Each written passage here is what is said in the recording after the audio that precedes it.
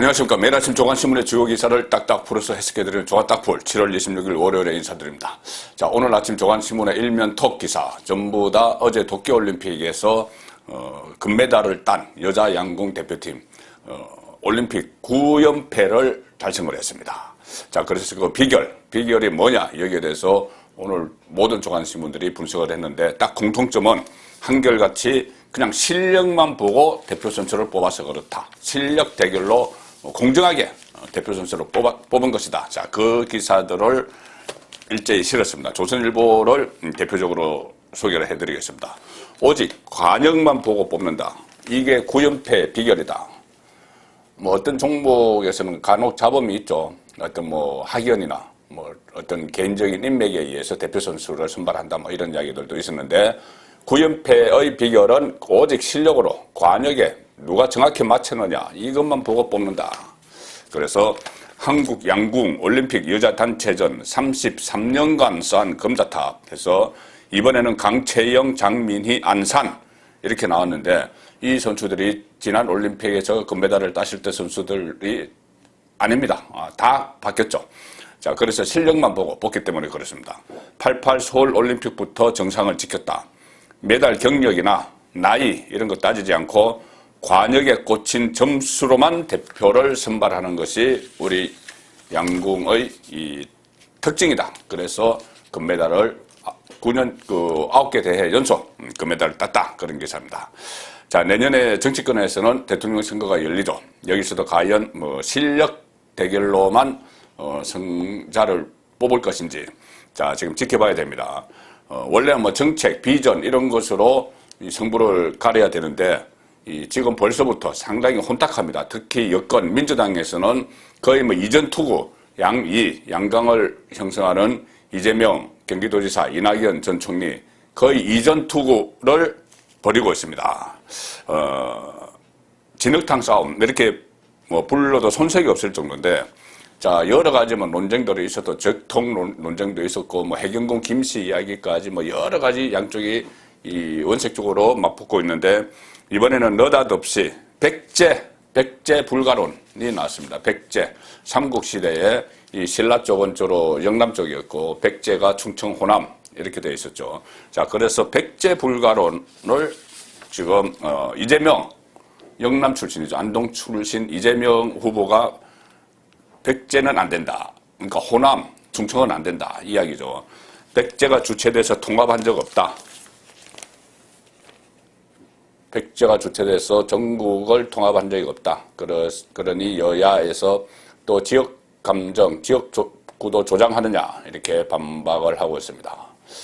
지금 87 헌법 체제 이후에 이 대통령들 중에서 비영남 출신은 김대중 전 대통령밖에 없죠. 현실적으로. 그리고 김대중 전 대통령도 이 호남 세력으로 약하기 때문에 DJP 연대를 해서 김종필 전 총리 세력과 같이 공동정부, 사실상 공동정부를 꾸린 그런 상황이었는데 그것과 과거 일을 다 비춰서 이 백제가 주체돼서 통합이 한 적이 없다. 이재명이 이렇게 이야기했습니다. 중앙일보 인터뷰에서 한반도 5천년 역사에서 백제 이쪽이 주체가 돼서 한반도 전체를 통합한 때가 한 번도 없었다. 김대중 전 대통령이 처음으로 성공했는데 절반의 성공이었다. 충청하고 손을 잡았다. 이야기를 했죠. 그러니 이 호남 출신인 이낙연 전 총리 이렇게 이야기합니다. 이 민주당 후보께서 호남 출신 후보의 확장성을 문제 삼았다. 자, 그렇게 이야기했고 이낙연 캠프의 배재정 대변인은 이재명 후보는 이낙연 후보의 약점은 호남이다 이야기를 하는 것인가, 호남 불가론을 내세우는 것인가. 자, 또 호남 출신 또 주자 있죠. 정세균 전 총리 꼴보수 지역 이기주의 역사 인식이다. 이재명이 꼴보수 지역 안동, 경북 안동. 자, 이렇게 하면서 또 서로의 지역을 이야기하고 있습니다. 그리고 여기에 또 이 백제 이야기가 나오니 백제 수도가 과거에 삼국시대 때 공주 부여 이쪽이었죠. 그러니 충남 공주 부여를 지역구로 두고 있는 정진석 의원, 지금 윤석열을 돕고 있죠. 정진석 의원도 한마디 하지 않을 수가 없습니다.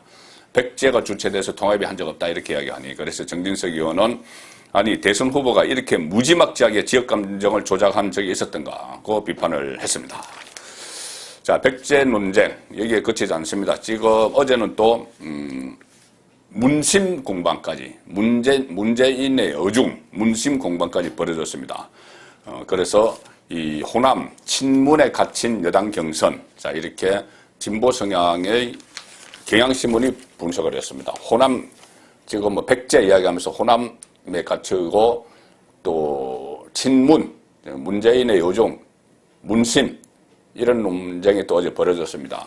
이 논쟁은 뭐냐면은 이 드루킹 사건 유죄를 지금 확정받았죠. 유죄가 돼서 지금 오늘 수감됩니다. 수감되는 김경수 전 경남도지사를 놓고 이 이낙연 쪽의 최인호 상황본부장이 이렇게 이야기합니다. 김경수 전 지사가 이낙연 대표에게 전 대표에게 문재인 대통령님을 잘 지켜달라고 당부를 했다. 그래서 이낙연은 어떠한 일이 있어도 잘 모시겠다고 하답했다. 그래서 김경수, 이낙연, 문재인 당원들은 하나가 됐다. 자, 문심은 이낙연에게 있다 이 말을 하는 것이죠. 그러니 이재명 쪽 김남국이 일부러 문심이 여기 있다는 식으로 오해하게 하려고 하는 것이냐 이렇게 또 받아치면서 문심, 문재인의 의중은 우리에게 있어 이 이야기를 막 하는 겁니다. 자, 문심 경쟁 이것은 결국 뭐냐 하면은 친문 열성 지지층들 아주 더 센 뭐 대깨문이라고 불리는 그 열성 지지층들이 있죠. 그 열성 지지층을 확보하기 위한 겁니다. 지금 열성 지지층의 숫자가 좀 작아졌다고 해도 워낙 이 극성맞게 이 SNS 같은 활동을 통해서 극성스럽게 선거운동을 하기 때문에 영향력이 크죠. 여권 주자를 결정하는 데 그렇습니다. 그런데 만일에 김경수, 친문 적통이라는 김경수가 무죄를 선고받았으면은 뭐 김경수가 출마를 하든 하지 않든 김경수가 친문 열성 지지자들을 한데 모아서 뭐 누구를 지지를 하게 하든지 뭐 이렇게 하겠죠. 그런데 김경수가 그렇게 할 수가 없게 됐으니 이 후보 이재명, 이낙연 이 두 그 유력 주자 두 사람이 친문 열성 지지층들을 겨냥해서 막 경쟁을 벌이는 겁니다. 자, 그렇게 되니 이 친문 쪽에서 정권 그러니까 노무현 다음에 문재인 다음에 시즌3를 꿈꿨던 친노 친문 진영은 지금 어떻게 보면 허탈하죠. 허탈합니다. 지금 누구를 내세울 사람도 없어졌고 이미 경선은 시작됐고 거기서 친문 적자라고 할 사람은 거의 없습니다. 뭐 김두관 정도 있는데 지지율이 아주 낮죠. 그 대표성이 없다. 자, 이렇게 되니 상당히 당황하고 아마 멘붕 상태에 온 것 같은데, 자, 그 원인이 뭐냐? 김경수인데 본인들은 김경수가 아니고 김경수에게 그 김경수 특검을 한 허위범 특검 또는 뭐 대법원 마지막 확정 판결을 하는 대법원이 그 문제다 이렇게 생각을 하면서 그쪽으로 몰아가고 있습니다. 자, 대표적인 인물 김어준 문재인 정권의 장외 실세죠. 김어준 씨가 어제 본인의 유튜브 방송에서 노골적으로 대법원 판사들을 비난을 했는데 아주 쌍욕을 했습니다. 김경수 대법재판부의 개놈 XX들 김어준이 김경수에게 마지막 유죄 판결을 내린 재판부에 대해서 개놈의 XX들 이렇게 방송에서 유튜브 방송에서 쌍욕을 할 정도로 어떤 이것은 멘붕 상태에 왔다는 거죠. 그리고 특히 이 드루킹 사건은 김어준 씨가 처음에 본인의 방송에서 마치 이 정부를 비판을 하는 이 여론을 조성을 하는 조작을 하는 세력이 있는 것 같아 문제를 제기했고 그때 추미애 민주당 대표가 그것을 또 당 조직을 시켜서 고발하도록 했고 그래서 수사가 됐는데 실제로는 문재인 정권을 비판하는 세력이 있었던 게 아니고 문재인 정권을 위해서 일했던 김경수가 연루된 드루킹 일당이 포착된 것이죠. 자, 그래서 처음에 원인을 제공한 사람이 김어준이기 때문에 이렇게까지 나올 수도 있습니다. 23일 유튜브 방송에서 본인이 진행하는 유튜브 방송에서 드루킹 일당과 공모해서 68만여 개의 댓글, 공감, 비공감을 조작한 혐의가 인정된 이 김경수 판결과 관련해서 주심 판사가 이 김어준의 말입니다. 굉장히 보수적인 사람이고 이때까지 내렸던 판결 보면 결과가 뻔했다. 개놈 XX들. 방송에서 이렇게 이야기를 했습니다. 자, 그런데 그 대법관은 주심 대법관은 김명수 대법원장 제청을 거쳐서 문재인 대통령이 임명을 한 사람이죠. 그런데 본인에게 안 좋은 판결을 내렸다고 개놈 XX들 이 이야기까지 하는 겁니다. 그리고 이른바 드루킹 댓글 사건은 2017년에 김호준 씨가 처음으로 문제를 제기한 이후 경찰 수사가 시작된 것이다. 그래서 진중권은 김호준에 대해서 이번에 크게 공로를 세운 분이다. 이렇게까지 이야기를 하고 있습니다. 자, 그 특검이 있었죠. 김경수 사건을 다룬 특검, 허익범 특검이 있었습니다. 그때 김성태 그 원내대표, 야당 원내대표가 단식까지 하면서 특검을 간처를 시켰죠. 그래서 이 특검이 수사를 해서 드루킹의 유죄를 이끌어냈습니다. 오늘 조선일보는 그 유죄 받아낸 허익범 특검을 인터뷰를 했습니다. 자, 이렇게 이야기를 했는데, 몇 가지 이야기를 했는데, 그 중에서 대선을 앞둔 현재도 인터넷에서 드루킹과 같은 비슷한 여론 조작이 없다고 장담을 하지 못한다. 허익범 특검이 그렇게 이야기를 했죠. 얼마 전에 그 이재명 경기도지사 캠프, 외곽 캠프에서 여론을 조작한다. 그래서 이낙연 쪽에서 강력하게 반발을 하고 그런 일이 있었죠.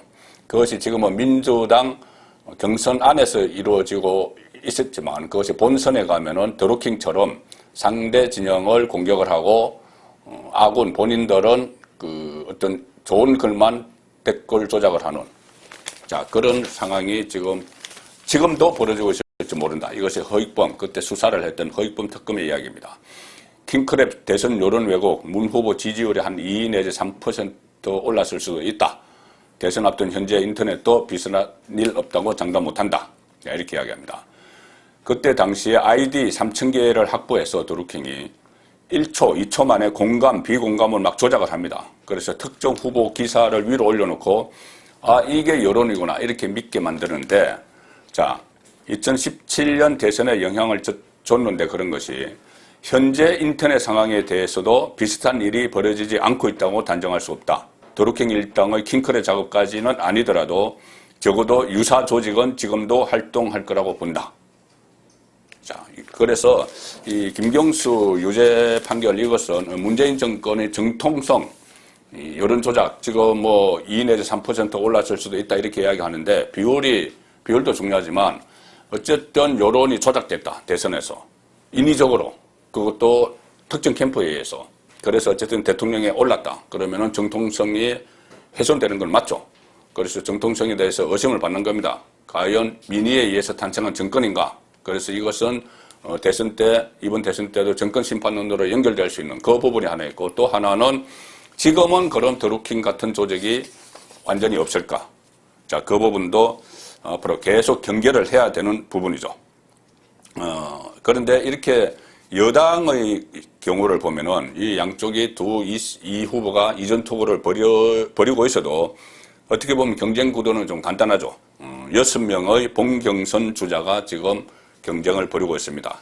양강, 이재명, 이낙연, 양강을 형성하고 그 밑에 주자들은 지지율이 많이 떨어지지만 어쨌든 6명이 본경선을 벌이고 있는 이 상황인데 범야권으로 가보면은 이 구도가 여전히 오리무중입니다. 1위 주자, 압도적인 1위 주자 윤석열은 여전히 장외에 있죠. 장외에 있고 어제는 또 제가 소개해드린 대로 국민의힘 소속을 포함한 이 캠프 명단을 발표를 했습니다. 전직 국회의원도 들어가 있고 전직 국회의원들 중심이죠. 그 캠프를 발표를 했는데 저녁에는 또 이준석 대표와 호프집에서 회동을 했습니다. 회동을 했는데 이 회동 결과를 놓고 다양한 해석이 나오고 있습니다. 윤석열, 중앙일보는 윤석열 이 회동 마치고 결정의 시간 다가오고 있다. 그래서 국민의힘 입당할 듯 이렇게 해석을 합니다. 어제 이 호프집 회동을 마치고 기자들에게 그렇게 이야기를 했죠. 이준석은 이 오늘을 4글자로 대동소이라고 표현하겠다. 많은 부분이 같아 윤석열과. 약간의 차이점만 있다. 그런데 윤석열도 결정의 시간이 다가오는 것으로 생각한다. 이렇게 하답을 했습니다. 그리고 윤석열 전 총장은 6월 29일 국민께 정치를 하겠다고 말씀을 드리고 한 달 가까이 지났다. 제가 어떤 길을 선택해야 할지 결정의 시간도 다가오는 것으로 저는 생각하고 있다. 자, 이렇게 이야기를 했습니다. 그리고 중앙일보 위에 보시면 뭐 이런 상황에서도 계속 그 국민의힘 내부 주자들은 출마 선언을 속속 하고 있습니다. 원희룡 제주지사가 어제 문정부의 모든 것을 되돌려 놓겠다. 이렇게 하면서 대선 출마를 선언을 했습니다. 자, 그러니 그 당 내에서는 대선 출마자들, 주자들이 계속 출마 선언하고 뛰고 있는데 1위 주자 윤석열은 지금 박혀 있고 또 최재형, 입당한 최재형 전 감사원장도 지금 곧 조만간 또 공식적으로 대선 출마 선언을 하는 아직은 이 혼전 양상을 보이는 것이 범야권의 사정이죠. 자, 그런데 윤석열 전 총장이 결정의 시간 다가오고 있다. 이렇게 해서 결정의 시간이 곧 입당의 시간이다. 뭐 이렇게 해석하는 기사들이 많은데, 자, 윤석열 전 총장이 입당을 하려면은 그동안 입당을 주저해왔던 걸림돌들, 주저하게 만든 장애물들이 채워져야 되는데 아직 장애물 채워진 게 없습니다. 뭐 가령 예를 들어서 8월 말 경선 버스 출발한다. 뭐 윤석열 타든 안 타든 출발한다. 그런데 윤석열은 지금 아직 민심 투어 뭐 이런 것을 하고 있습니다. 그래서 뭐 결정의 시간이 다가오고 있다 했는데 다가오기 전에 결정을 하기 전에 뭐 그대로 경선 일정을 시작해 버릴 수도 아직 있습니다. 이 부분에 대한 조율이 없는 것이죠. 그 다음에 이준석이 계속 윤석열이라고 꽃가마를 태우지 않겠다 이렇게 이야기하고 이 1차, 2차 컷오프까지 다 거쳐라 이렇게 이야기를 하는데 윤석열 쪽에서는 아니 30%대 지지율을 가지고 있는 주자와 나머지 다 합해야지 11%밖에 안 되는 그 정당의 주자들이 같이 경선을 벌이면은 모든 공격이 윤석열에게 쏟아져서 1대 10 대결이 될 텐데 10 이상의 대결이 될 텐데 그것을 우리 보고 감내하라는 말이냐 이런 이것도 걸림돌이죠. 그리고 새로운 갈등이 하나 일어났습니다. 뭐냐 하면은 이준석이 그렇게 이야기를 했죠. 이 당원들 그리고 국회의원들 또 원외 국회의원이 아닌 당협위원장들 각 지역구의 당협위원장들 그런 대선 캠프에 들어가도 되는데 각 후보의 캠프에 들어가도 되는데 다만 당내 주자 캠프에만 들어가라. 최재형으로 가든 원희룡으로 가든 유승민 가든 뭐 이런 이야기입니다. 그런데 어제 제가 소개해드린 대로 윤석열이 밖에서 캠프를 구성을 했죠. 그런데 거기에 국민의힘 당원, 당협위원장이 들어가 있습니다. 김병민 대변인은 광진갑 당협위원장입니다. 그리고 기획실장을 맡은 박민식 전 의원은 부산 북 강서갑 현역 당협위원장입니다. 그리고 정무특보로 발탁된 이학재 전 의원은 인천시당 위원장입니다. 이준석이 아니 우리 당협위원장이나 당원이나 이런 사람들은 당내 주자만 좋아야 돼. 캠프에 들어가야 돼. 그런데 그 말이 떨어지기 무섭게 이 사람들은 윤석열 쪽으로 다 가버렸죠. 밖에는 윤석열 쪽으로. 그러니 이준석 입장에서는 상당히 체면이 구겨져 버리는 그런 상황도 됐습니다. 자, 그렇기 때문에 어제 두 사람이 치맥을 마시면서 열기를 식혔다. 그래도 여러 가지 경선 열차 갈등 이런 불씨는 여전하다. 이런 한국일보 분석 기사도 있습니다. 아주 불씨가 여전히 남아있죠. 자, 그래서 어쨌든 범야권 입장에서 보수 입장에서는 하나로 뭉쳐야지 정권을 탈환을 할 텐데 그 방법이 서로 다른 것 같습니다. 이준석은 일단 국민의힘이 주도하는 대선 여기에 초점을 맞추는 것이죠. 자강론. 그리고 그 안에 본인의 스승인 유승민을 위해서 뭐 이런 생각이 있는지는 모르겠지만은 좀 있기는 있겠죠. 뭐 현실화 여부는 별개로 어쨌든 그래도 국민의힘 중심이 돼야 된다. 윤석열은 야권 통합이 중심이 돼야지 야권을 다 같이 가야지 중도까지 다 아울러야지 또 탈진보까지 다 모아야지 정권 교체 가능성이 높다. 그래서 본인은 일단 외부에 있다가 어느 시점에 딱 정확한 타이밍에 줄탁 동기 시점에 같이 합시다. 이 구상을 하고 있기 때문에 서로 근본적인 인식 차이가 있습니다. 자, 그래서 이 논란을 해소하는 유일한 길은 윤석열이 전격 입당을 하는 것이죠. 지금 당장 오늘이라도 내일이라도 전격 입당을 하는 겁니다. 그래서 안에 가서 같이 지지고 볶고 뭐 호랑이 굴에 뭐 들어간 듯이 이렇게 싸우든지 윤석열 쪽에서 해야 되는데, 다만 윤석열 혼자 결단할 문제가 아닙니다. 이준석을 비롯한 지도부가 그 문을 열어줘야죠. 환영을 해야 됩니다. 그래서 예를 들어서 몇 가지 들어가지 못하는 걸림돌을 좀 치워줘야 되는 거죠. 뭐 경선버스, 뭐 팔을 계속 그냥 일방적으로 주장하지 말고 윤석열과 협의를 해서 이 경선 그 일정을 조금 뭐 늦춘다든지 윤석열이 완전히 입당을 결심하는 그 시기까지, 아니면은 경선 룰도 마찬가지입니다. 지금 여론조사, 일반 국민 여론조사 50%, 당원 50%인데 지금 당장 들어가면은 윤석열은 당 안에 세력이 없죠. 물론 뭐 윤석열계가 형성이 된다고 해서 그 아래에 있는 그 의원들 아래에 있는 일반 조직까지 다 뭐 윤석열 쪽으로 몰려간 건 아닙니다. 그래서 기존에 있던 이 주자들이, 기존 대권 주자들이 이 당원 투표에서 유리하기 때문에 50대 50이 아니고 약간 좀 조정을 해서 여론조사 비율을 올린다든지 일단 윤석열이 들어오게 만드는 그런 작업을 해야 된다는 말씀입니다. 자, 그런데 이제 이런 여러 가지 이 경선 룰을 바꾼다든지 시기를 늦춘다든지 아니면은 윤석열에게 어떤 특혜를 주는 건 아니더라도 30% 지지율을 갖고 있으니 그래서 어느 정도 뭐 예우를 해주는 뭐 그런 방안을 서로 고민을 하는 그 모습을 보여야 되고 결정을 해야 되는데, 문제는 과연 그런 결정을 국민의힘 안에서 결정을 하는 사람이 과연 이준석 대표인지 아니면은 또 다른 보이지 않는 손인지 그 부분에 대해서 송국근의 혼술은 의문을 좀 갖고 있습니다. 조간 딱풀이었습니다.